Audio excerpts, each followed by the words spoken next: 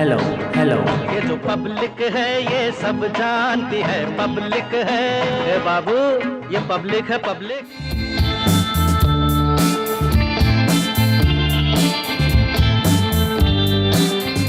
काम सुभाष चंद्र ने भी किया, भगत सिंह ने किया, चंद्रशेखर आजाद ने किया, तो अब ये सब राष्ट्रपिता थोड़े हो जाएंगे। ये इसके अंदर वह खून दौड़ रहा है जो राम भक्तों का हत्यारा था। सरकार को और राजनेताओं को चाहिए कि पहले परशुराम को बचावे, तब तो उनका चुनाव बचने वाला है। नमस्कार, इंडिया टीवी में आपका स्वागत है। मैं हूं जितेंद्र चौहान और आप देख रहे हैं हमारी खास पेशकश। पब्लिक है, सब जानती है। पब्लिक से तो हम लगातार बात कर ही रहे हैं। चूंकि हम इस वक्त कुंभ नगरी प्रयागराज में मौजूद हैं, ऐसे में साधु संतों से बात करना ही बेहद ज़रूरी हो जाता है, क्योंकि साधु संत जब प्रयागराज में आते हैं तो तमाम चर्चाएँ होती हैं। और अभी हमने देखा हाल ही फिलहाल में जो धर्म संसदें हुई हैं तमाम विवादों में रही हैं। ऐसे में उत्तर प्रदेश इलेक्शन को लेकर, चुनावों को लेकर जो साधु संत हैं वो किस तरह देखते हैं, क्योंकि उत्तर प्रदेश में योगी आदित्यनाथ मुख्यमंत्री हैं, वो खुद एक मठ के पीठाधीशधारी हैं और प्रमुख हैं।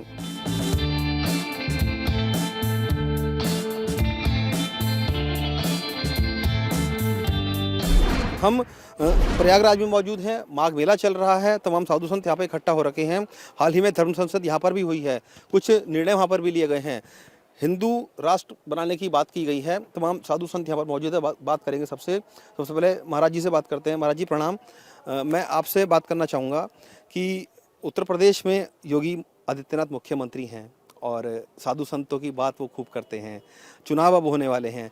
सरकार ने पिछले 5 सालों की अगर हम बात करें साधु संतों के नज़रिए से, किस तरह का शासनकाल रहा? शासनकाल, कानून व्यवस्था ठीक थी। धार्मिक, आध्यात्मिक, सांस्कृतिक और प्रदेश में शांति, सद्भाव का वातावरण रहा। शासन प्रायः है 70-75% ठीक था, अच्छा था, कुशल शासक। कुछ कमियां भी थी। अब वो तो कुछ ना कुछ जो अफसरशाही थी वो गड़बड़ था प्रायः है। कोविड काल में भी हिंदू विश्वविद्यालय जैसे जगहों पर भी रोगियों के साथ एक चिकित्सा अधिकारी के बाप और एक अधिकारी, अगर देखा जाए दरोगा का बाप, जिन दोनों की बॉडी बदल दी गई। विश्वविद्यालय स्तर पर जब ये चिकित्सा केंद्र में होता है तो सामान्य चिकित्सालयों में क्या होता रहा? सवाल खड़े होते हैं। ये तो परिस्थितियां थी, लेकिन घूम फिर के ठीक था। महाराज जी, चूंकि उत्तर प्रदेश में अब चुनाव भी होने वाले हैं और हर वर्ग के जो वोटर हैं वो वोट भी करते हैं। साधु संत भी कहीं ना कहीं किसी क्षेत्र में जाके अपना वोट करते होंगे। साधु संतों की अगर मैं बात करूं तो पिछले 5 सालों के कार्यकाल को लेकर क्या लगता है कि इस बार साधु संतों की क्या बातें थीं? क्या, क्योंकि समस्याएं हर किसी वर्ग की होती हैं, साधु संतों की भी अपनी समस्याएं हैं। राम मंदिर का एक बड़ा मुद्दा था, हालांकि उसको सरकार ने बहुत अच्छे तरीके से निपटा लिया है। राम मंदिर बन रहा है। अब राम मंदिर बन रहा है तो उसको लेकर साधु संतों में कितनी खुशी है, क्या कहना चाहेंगे उसको लेकर? नहीं, बन रहा है, अच्छा है, सुखद है। और 500 साल के संघर्ष, अनेक बलिदानों के बावजूद माननीय न्यायपालिका के आदेशों निर्देशों को ध्यान में रखते हुए मंदिर का कार्य हो रहा है। होना चाहिए, लेकिन थोड़ा लेट काम चल रहा है। शीघ्रता के साथ उसको और त्वरित गति से कार्य करने की आवश्यकता है। काम हो रहा है, अच्छा है। क्योंकि महाराज जी, एक सवाल ये भी उठता है कि राम मंदिर का जो मुद्दा है वो राजनीतिक मुद्दा बन के रह गया था। जो बीजेपी है खास तौर से, वो सिर्फ चुनावी तौर पर उसको देखती थी और जब चुनाव आते थे तो उसकी बात करती थी। अब जब चुनाव है तो उसकी बात नहीं कर रही है, सिर्फ ये कह रही कि हाँ संसद से राष्ट्रपति सुप्रीम कोर्ट ने उसको पास कर दिया है, हित में फैसला दे दिया है, मंदिर वहीं बनेगा। मंदिर तो बन ही रहा है।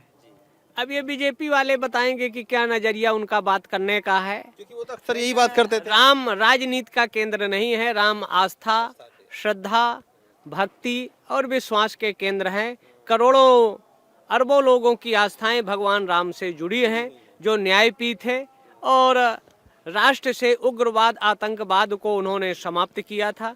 विश्वव्यापी जो भय का वातावरण था उसको समन कर विश्व में शांति का संदेश दिया था। तो आज ऐसे ही शासन की जरूरत है जो शांति हो, सद्भाव हो और राष्ट्रवाद को प्रखरता के साथ स्थापित करे। महाराज जी, मैं पहले आपसे बात करना चाहूँगा कि अभी हाल फिलहाल में एक धर्म संसद भी हरिद्वार में हुई थी और लगातार साधु संत करते रहते हैं, लेकिन लगातार विवादों में क्यों जाती जा रही हैं धर्म संसदें? विवाद खड़ा करने वालों का काम ही है विवाद खड़ा करना। धर्म संसद में कोई ऐसी बात नहीं हुई है जो गलत रही हो। लेकिन तमाम ऐसे साधु संतों के बयान भी आए हैं, चाहे हरिद्वार में हो, यति मुक्तिनंद जो नरसिम्हानंद महाराज जी थे उनकी गिरफ्तारी तक हो गई, मुसलमानों को लेकर बहुत आपत्तिजनक बयान भी उन्होंने दिए। तो साधु संत तो बहुत सन्यासी माने जाते हैं, बहुत प्यार मोहब्बत करने वाले, आशीर्वाद देने वाले माने जाते हैं, लेकिन अचानक से ये एक जाति धर्म विशेष के प्रति इतने इतने गुस्से में क्यों आ गए? क्या आप इससे इनकार कर सकते हैं कि पूरा विश्व की मानवता इस्लाम के कट्टरपंथ के आगे परेशान है? नरसिम्हानंद सरस्वती जो कह रहे हैं बिल्कुल सही कह रहे हैं। उस समय समझ में नहीं आया था जब ओवैसी कह रहा था कि 10 मिनट में पुलिस हटाओ, हिंदुओं को काट डालेंगे। तो क्रिया की प्रतिक्रिया होगी, प्रतिक्रिया मान रहे हैं इसको? बिल्कुल प्रतिक्रिया होगी और तीव्र प्रतिक्रिया होनी चाहिए।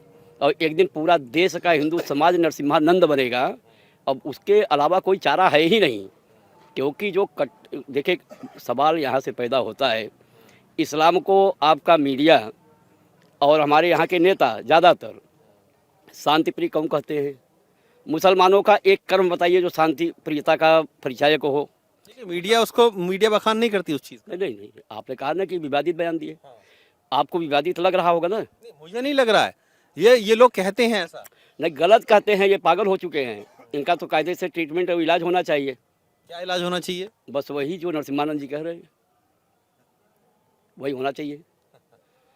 क्योंकि देखिए सड़क पर एक्सीडेंट हमारी गलती से ही नहीं होगा, हमारी भी गलती से हो जाएगा। कि जो नरसिम्हानंद महाराज जी सड़क पर अगर सामने वाला भी पागल है तो हम बहुत सही चलाते हैं, अच्छी ड्राइविंग कर रहे हैं, वो लाके ठोक देगा।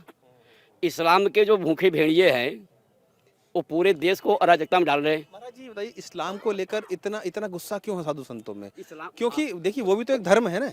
इस्लाम से मानवता खतरे में है तो गुस्सा क्या हम दूसरे आप पे करें? हमारी लड़ाई जिससे है, इस्लाम का घोषित उद्देश्य है दारुल हरब से दारुल इस्लाम में कन्वर्ट करना। ऐसे वो छुपाता भी नहीं है। जितने भी मुस्लिम संगठन हैं यहाँ पे, हुर्रियत हो, जितने भी हैं, सबका घोषित उद्देश्य है कि भारत को इस्लामिक राष्ट्र बनाना है। उनका छुपा तो है नहीं। लेकिन साधु संत भी ये बात कह रहे हैं कि हिंदू राष्ट्र बनाना है इसको। हिंदू राष्ट्र तो बनना ही चाहिए था। हिंदू राष्ट्र तो 47 में ही बन गया था। कुछ लोगों के गद्दारी के कारण से भारत धर्मनिरपेक्ष हो गया। आप एक बात बताइए, आपके डिबेट में, मुसलमानों के डिबेट हम लोग सुनते हैं, बड़ी खूबसूरती है धर्मनिरपेक्षता में। हिंदू मुस्लिम भाई भाई, गंगा जमुनी तहजीब, सुनने को बड़ा अच्छा लगता है। होना भी चाहिए ना। नहीं कैसे होना चाहिए वही तो पूछ रहा हूँ। फिर 47 में देश बटा क्यों? और दुनिया इतना पीछे में ना जाए तो अच्छा होगा। और जाइए, दुनिया के 56 देश हैं।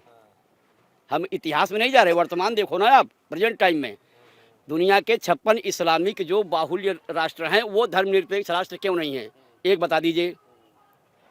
केवल भारत को छोड़ करके एक भी बता दीजिए। और यहाँ भी इस्लामिक चूँकि हिंदू बाहुल्य है, सनातन धर्मी बाहुल्य है, इस कारण से ये धर्मनिरपेक्ष देश है। इसी देश के अंदर अब 56 देश को आप मारिए गोली। पाकिस्तान है, बांग्लादेश है, ईरान है, इराक है, जो भी है। और इतनी आज़ादी शायद कहीं जितनी बोलने की हिंदुस्तान में है उतनी किसी देश में है भी नहीं। किसी देश में नहीं है, बल्कि आज़ादी ही आज़ादी है। टॉलरेंस है इंडिया का। ऐसा है कि आज़ादी की भी गलत व्याख्या की गई, जिसके कारण समस्या हो रही। आज़ाद होना और स्वच्छंद होना दोनों में अंतर है। बांग्लादेश को भी कब्जा करके एक स्टेट बना दिया जाए, इतने मुसलमान रहते तो भी रहे यहीं, तब उनको पता चलेगा आखिर हमारा जो सनातन धर्म है, जो अनादि है, नारायणम पद्म भौम वशिष्ठम शक्तिम च तत्पुत्र पाराशरम सा, और सदैव महाराज हिंदू राजाओं का राज्य रहा। केवल 1125 से 1010 में इन आक्रमणकारियों ने थोड़ा आक्रमण हमला करके, आक्रांता उनको अगर बोले तो कोई गलत नहीं होगा। अरे आक्रांता नहीं, हमलावर, सीधे हमला किया था। अरे हमला तो किया था भगवान कृष्ण के सामने भी, वो काल यमन आया था, तब से इनका वर्चस्व बढ़ रहा था। लेकिन कन्हैया बड़े चालाक थे, बड़ी चालाकी से उसका अंत कर दिया। और हमारे ये संत महात्मा केवल हल्ला करते हैं। और जैसे महाराज बेन को मार दिया गया था सिंहासन में, वो मारण विद्या का प्रयोग नहीं करते महाराज। लेकिन लगातार जो साधु संतों को लेकर भी ये बात कही जाती है कि वो भी एक तरीके से राष्ट्रविरोधी बातें कर जाते हैं कई बार, ये बात भी आती है सामने। नहीं, हम तो विश्व बंधुत्व की, विश्व का कल्याण हो, सर्वे भवन्तु सुखिनः। हमने कभी एक राष्ट्र की बात नहीं किया पूरे लेकिन अभी जितनी भी ये धर्म संसदें हुई हैं उसमें तो हम ऐसे बयान भी सामने है कि हिंदुओं को भी हथियार उठा लेना चाहिए। अब संसद तो एक होती है, धर्म संसद नहीं है, वो महात्माओं का एक समूह है जो हम अपनी बात तो उठाई जाती है ना। और संसद उसको कैसे कहेंगे? संसद तो भारत में एक है। धर्म संसद की हाँ, तो नाम दे दिया गया। धर्म महाराज, धर्म तो जान ले, स्वल्पस्य धर्मस्य त्रायते में तो बयात। धर्म पर तो चर्चा कराइए, पहले धर्म क्या है? क्या वो लोग धर्म जानते हैं? सबसे बड़ा वैदिक सनातन धर्म है, और उसमें क्या होता है? बात वो सही बात है, उसका तो खैर कोई मुकाबला ही नहीं कर सकता हिंदू सनातन धर्म का। धर्म सम्राट करपाती जी महाराज सदैव कहते रहे, शंकराचार्य सदैव, शंकरानंद सरस्वती जो महाराज 6 विषय के आचार्य थे, सदैव कहते रहते। आज की बातें थोड़ी कि आज हम कह दें, आज तुम मुट्ठी भर लोग ऐसे कह दे, कुछ उग्र बोल दें, कुछ कम बोल दें, कुछ ज्यादा बोल दें। नहीं, धर्म एक अलग चीज है महाराज। धर्मो हितेषाम् अधिको विशीषा, और धर्मेण हीना पशुभिः नराणाम्। धर्म सर्वोपरि, सर्वोपरि धर्म है। और जान लीजिए, ये 6 मानव होते हैं। पहला दानव मानव, दूसरा राक्षस मानव, तीसरा पशु मानव, चौथा मानव मानव, 5वां देव मानव, और 6वां नारायण मानव। आप नारायण मानव को राक्षस के साथ कैसे मिलाएंगे? अलग तो रहने पड़ेगा। तो देव मानव अलग बोलेगा, नारायण मानव अलग बोलेगा, मानव अलग बोलेगा, लेकिन राक्षसों की भाषा तो राक्षसी ही होगी। धर्म की बात होनी चाहिए। धर्म सभी पार्टी हिंदू मुस्लिम की बात करने लगती हैं, तो ये क्या वाकई में सिर्फ जो राजनीति है वो हिंदू मुस्लिम तक सीमित रह गई है, विकास की बात नहीं करते हैं? देखिए, जब योग्य शासकों का अभाव होता है तब संत सत्ता का संचालन करता है, शासन नहीं करता, सत्ता का संचालन करता है। योग्य शासकों के अभाव के कारण आज 5 वर्षों से योगी जी सत्ता का संचालन कर रहे हैं, धर्म सत्ता का संचालन कर रहे हैं। और धर्म सत्ता का संचालन जब होगा तभी इस राष्ट्र की समृद्धि हो सकती है। ये आज का ही विषय नहीं है, अनादिकाल से इस राष्ट्र को बचाने के लिए, यहाँ से जाति पाति व्यवस्था को नष्ट करने के लिए चाणक्य ने चंद्रगुप्त का निर्माण किया था। समर्थ गुरु रामदास ने शिवा जैसा वीर पैदा किया था। मैं क्षमा चाहूंगा, आपको रोक रहा हूँ, मैं क्षमा चाहूंगा। जात पात की जो बात है, तो समर्थ गुरु रामदास ने शिवाजी जैसा वीर पैदा किया था जिसने हिंदवी साम्राज्य की स्थापना की थी। परम पूज्य जगत गुरु रामानंदाचार्य ने समाज के 8 वर्ग के लोगों को दीक्षा दे करके समाज में समरसता का भाव पैदा किया था। आज संतों को बताया था कि ये सांप्रदायिक है, ये हिंदू धर्म की बात करते हैं। अरे हम तो सनातन की बात करते हुए सभी वर्ग के लोगों को शिष्य बनाते हैं। आज जो इस्लाम है, इनके भी पूर्वज हिंदू थे। आज पूरे विश्व में एक आतंक पैदा करके और समाज को बांटने का कुछ षड्यंत्र कर रही है। हम इतने पीछे अगर ना जाएं, हम अगर अभी की बात करें, क्योंकि देखिए अपने इतिहास को पलट कर नहीं देखा, तो अगर भूत को नहीं देखा तो भविष्य में जी नहीं सकता, और वर्तमान में जी नहीं सकता, और भविष्य की चिंता नहीं करेगा तब भी वर्तमान में जी नहीं। लेकिन महाराज जी, मेरा जो प्रश्न ये है कि चुनाव आते आते राजनीतिक पार्टियों के मन में ये कहाँ से उत्पन्न हो जाती है हिंदू क्या ये विदेशी षड्यंत्र के अंतर्गत हिंदू समाज को जाति पाति वर्ग विभेद अगड़ा पछड़ा वर्ण सवर्ण के रूप में बांट करके वोट लेते डालो, राज करो के रूप में वोट लेते हैं जाति के आधार पर, और वही जाति के आधार पर वोट लेकर के समाज को बांटने का काम। विकास नहीं करते, कोई विकास नहीं करते हैं। विकास अगर हुआ भी है तो अभी ये 5 वर्षों के बीच में हुआ है, इसके पहले कोई विकास नहीं, कतई नहीं।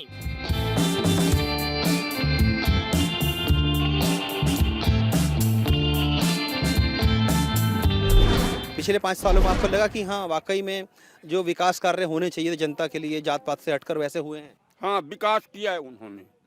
हमारे काशी में जो है दंडी स्वामियों को भिक्षा बंद कर दी गई विश्वनाथ में, ये विकास किया उन्होंने। जो अनाथ हैं, और अनाथ के बाद जो है आज तक वो चालू नहीं किया उन्होंने, यही विकास किया उन्होंने। और आप ये कह रहे हैं कि मुख्यमंत्री ने जो काशी विश्वनाथ में तमाम जो दंडी साधु थे, हाँ, उनको उनकी भिक्षा लेना बंद कर दी? हाँ, देना बंद कर दिया। हाँ, और अगर मारवाड़ी न होती तो वहाँ दंडी स्वामी नहीं होते। मतलब आपका कहना है कि एक साधु होकर भी, मतलब योगी होकर भी, उन्होंने साधुओं के लिए हर महादेव कर दिया। हाँ, काशी से हट जाएं सब। अब यही धर्म है, यही विकास है। और मंदिर जो है, मंदिर बन रहा है, और बनते बनते 24 तक बनेगा। वो अभी नहीं बन रहा है, बन रहा है, पर 24 तक बनेगा। जब लोकसभा चुनाव आएंगे तो तब उसके नाम की रोटियां वो बस हर हर महादी यही है और यही विकास है। जात पात को लेकर हिंदू, मुस्लिम, सिख, ईसाई, दलित, क्या सिर्फ इन्हीं के आधार पर जातियां ये राजनीति होती है, या वाकई में जो एक डेवलपमेंट की राजनीति होनी चाहिए, विकास की राजनीति होनी चाहिए, वो कहीं कहीं गौण हो गई है? राजनीति तो विकास पर करना चाहिए। लेकिन सभी पार्टियां तो इस वक्त देखा जाए तो ब्राह्मण पे, क्षत्रियो पे, वैश्य पे, दलित पे, इन सब पे राजनीति चल रही है। इतिहास आप देखिए, राज क्षत्रिय चलाया है। कब चलाया? जब उसका गुरु ब्राह्मण थे तब। सर, इतिहास में अगर हम ना जाए तो ज्यादा अच्छा होगा। इस वक्त परिप्रेक्ष्य की अगर बात करें, राज करने क्षत्रिय जानता था। जब 3 वर्ण हट जाएगा ना, तब राजतंत्र चलाएगा। जो चला रहा है चलाएगा। सीधा आपका ये इशारा है कि जो योगी हैं, जो भी क्षत्रिय समाज से है, तो वो राजतंत्र कर रहे हैं। हम कह रहे हैं वो भारत में उनको कोई पराजित नहीं कर पाएगा। 2022 में, लेकिन मैं आपको बता दूं 2022 में मुख्यमंत्री आदित्यनाथ जोगी बनेंगे, बन रहे हैं, बनेंगे। पार्टी के अंदर भी ये लगातार आवाज उठती रहती है कि योगी आदित्यनाथ क्षत्रियो को ज्यादा सपोर्ट करते हैं, सारे ठाकुरवाद उन्होंने भरा हुआ है। जो ब्राह्मण कुल के लोग हैं या जो नेता हैं या जो अधिकारी हैं, उनको इतना वो समर्थन नहीं करते। नहीं, ऐसा तो नहीं है। ब्राह्मण के परामर्श के बिना कभी ये शासन चला ही नहीं सकता है कोई। जब तक ब्राह्मण शासन में नहीं होगा, आप इतिहास उठा करके देख लीजिए, तो वह शासन नहीं चला है। अगर ब्राह्मण शासन में पीए या मंत्री है तो ही चला है का शासन।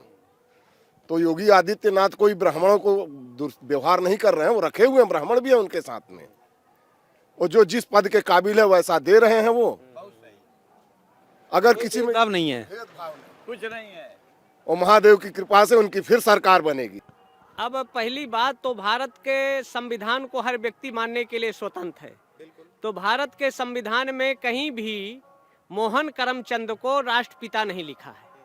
और अगर लिखा तो वो तो उनको अलंकृत कर दिया गया है। अलंकृत कर देने से तो राष्ट्र का पिता नहीं हो सकता ना। वो राष्ट्रपुत्र हो सकता है, राष्ट्रभक्त हो सकता है। देश को जगाया, देश की एकता के लिए काम, अंग्रेजों के विरुद्ध काम किया। तो काम सुभाष चंद्र ने भी किया, भगत सिंह ने किया, चंद्रशेखर आजाद ने किया। तो अब ये सब राष्ट्रपिता थोड़े हो जाएंगे? ये क्रांतिकारी होंगे, देशभक्त होंगे, इनके प्रति अच्छा काम किया। लेकिन अब उसको कुछ शब्दों हैं जो परिष्कृत होना चाहिए। लेकिन हम कोई गांधी का हम लोग का अपमान नहीं है। लेकिन अब कहो हर आदमी माने अपने बाप का नाम। हम दोगले नहीं हैं। हम हर व्यक्ति भारत का अपने बाप का ही नाम लिखता है। और जो कहते हैं राष्ट्रपिता है, तो अपने सर्टिफिकेट में आईडी में महात्मा गांधी का नाम दर्ज करें, तो हम मान लें कि ये लोग मानते हैं राष्ट्रपिता। तो कहना अलग है। तो उनको उपाधि दिया गया तो उपाधि रखे रहें। उसको सब पर अमल करने या लागू करने की जरूरत नहीं है ना। हर व्यक्ति अपने बाप का औलाद है, तो अपने बाप की आईडी में लिखता है, चाहे जमीन हो, चाहे वोटर आईडी हो, आधार कार्ड हो, पैन कार्ड हो। देखिए, राष्ट्रपिता उनको अगर उपाधि दी गई है, क्योंकि पूरा एक राष्ट्र है, उन्होंने राष्ट्र के लिए इतना बड़ा काम किया, आजादी के लिए बहुत योगदान दिया उन्होंने, इसलिए उनको अलंकृत कर दिया गया राष्ट्रपिता। ऐसा है, ये गलत किया गया ना।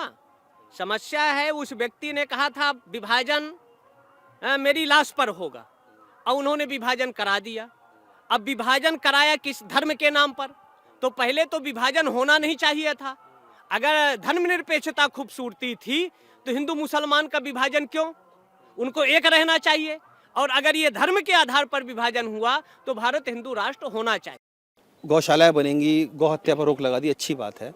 लेकिन जो पशु आवारा हो गए, सड़कों पर घूम रहे हैं, फसल खराब कर रहे हैं, उसको लेकर सरकार ने कोई ठोस रणनीति नहीं बनाई। गौशाला बनाने की बात कही, लेकिन गौशालाओं की हालत हमने देखी है, उस पर आप लोग क्या कहना चाहिए? गौशाला योगी जी ने जो बनाया बहुत अच्छा काम किया। योगी जी के नीति और नियति में कोई कमी नहीं थी। गौशाला हम भी जाकर के देखे हैं, लेकिन दुर्भाग्य से जो अधिकारी नियुक्त हैं वो भ्रष्ट हैं। वो गायों को हत्या कर रहे हैं, मार रहे हैं, और जेसीबी से खुदवा करके उसी गौशाला में उनको गाड़ रहे हैं। इनका इलाज करने की ज़रूरत है। योगी जी का उसमें दोष नहीं है, दोष हमारा भी है। गाय जब तक दूध देगी तब तक दूहेंगे और उसके बाद आवारा छोड़ देंगे। दूसरी बात एक और हम आपको कहना चाहते हैं, जैसे गौशाला बन गया, इसी प्रकार से इस देश में, हाँ संक्षिप्त में बता रहा हूँ, आपके टीवी के माध्यम से एक संदेश चला जाए कि बहुत सी जगह रेलवे के पास, वन विभाग के पास फालतू पड़ी हैं। उनमें गौशाला बना, उनमें कभी क्या है कि जब आपने अधिगृहित किया तो वहाँ हमारे धार्मिक स्थल हुआ करते थे। कहीं भगवान बजरंगबली की मूर्ति, कहीं भगवान शंकर की मूर्ति, और सुनिए, जिन परशुराम को लेकर के सभी पार्टियां उछल कूद मचा रही हैं, कहीं पे परशुराम की मूर्ति लगी है तो मेरा आग्रह यही है आपके माध्यम से, आपके टीवी। अखिलेश तो बोलते हैं कि उनकी मूर्ति लगाएंगे। अखिलेश कुछ नहीं करेंगे, वो पहले जाकर के वो कब्रिस्तान की अपना बाउंड्री जो बाकी है उनको करने के लिए परेशान है। अखिलेश वो तो कह रहे हैं कि परशुराम जी की मूर्ति लगाएंगे, बड़ी ब्राह्मणों को लुभा रहे हैं। अखिलेश कितना कर रहे हैं। अखिलेश 13 में मुख्यमंत्री थे, यहीं पे महाकुंभ लगा, एक दिन यह व्यक्ति यहाँ डुबकी लगाने नहीं आया। अभी आप देखते चलिए, अभी ये बहुत कुछ कहेंगे। इनको हम लोग खूब अच्छे तरीके से जानते हैं। ये साधु द्रोही है, ये हिंदू द्रोही हैं, ये इसके अंदर वह खून दौड़ रहा है जो राम भक्तों का हत्यारा था। राजनीति की अपनी मजबूरी हो सकती है, उसे स्वीकार कर लें, लेकिन सनातनी एक भी इसके पूरे खानदान को क्षमा करने की स्थिति में कभी नहीं आएगा। ये सबके अपने विचार हो सकते हैं। मैं अंत में चलते चलते आप सभी से एक चीज पूछना चाहूंगा कि कमल खिलेगा या साइकिल दौड़ेगी? अरे कमल तो खिले खिला है भाई, उसमें साइकिल तो पंचर हो गई है। देखिए, कमल नहीं अगर आएगा तो इस देश में जहाँ भी आश्रमों पर आक्रमण भी हो रहे हैं, अभी इसी प्रयागराज में भगवान परशुराम का मंदिर स्थापित है। परशुराम की बात कर रहे हैं अखिलेश भी, मायावती भी, और सोनिया गांधी भी कहते हैं कि परशुराम का मंदिर बजना चाहिए। लेकिन ऐसी स्थिति में भगवान परशुराम की विराजमान मूर्ति को रेलवे का माध्यम बना करके खननकारी उसको तोड़वाने का हाईकोर्ट से आदेश प्राप्त करा लिए हैं। सरकार को और राजनेताओं को चाहिए कि पहले परशुराम को बचावें, तब तो उनका चुनाव बचने वाला है। ये बात कही है कि परशुराम जी की बात करते हैं, लेकिन जब परशुराम जी की मूर्ति लगाते हैं तोड़ने की बात भी कर देते हैं। तो कुल मिलाकर ये कह सकते हैं कि साधु संत भी सब कुछ जानते हैं और पब्लिक तो जानती ही है कि चुनाव जब आते हैं तो किस तरह की बातें सामने आती हैं, तमाम तरह के बयान सामने आते हैं। हमने साधु संतों से बात की है, उनका मत जाना है कि किस तरीके से योगी सरकार का कार्यकाल रहा है। तो उनका कहना है कि चूंकि योगी एक समाज से आते हैं, संत समाज से भी आते हैं, तो उन्होंने संत समाज का पूरी तरीके से ख्याल भी रखा है। हालांकि कुछ त्रुटियां भी रही हैं उनके कार्यकाल में, वो भी दूर कर ली जाएंगी। लेकिन कुल मिलाकर इनका कहना है कि आशीर्वाद दे रहे हैं योगी आदित्यनाथ को कि 2022 में जब चुनाव हो रहा है उसमें दोबारा से कमल खिलेगा। साइकिल पूरी तरीके से पंचर हो चुकी है। कैमरामैन दिनेश दिवांगन के साथ जितेंद्र चौहान, इंडिया टीवी, प्रयागराज।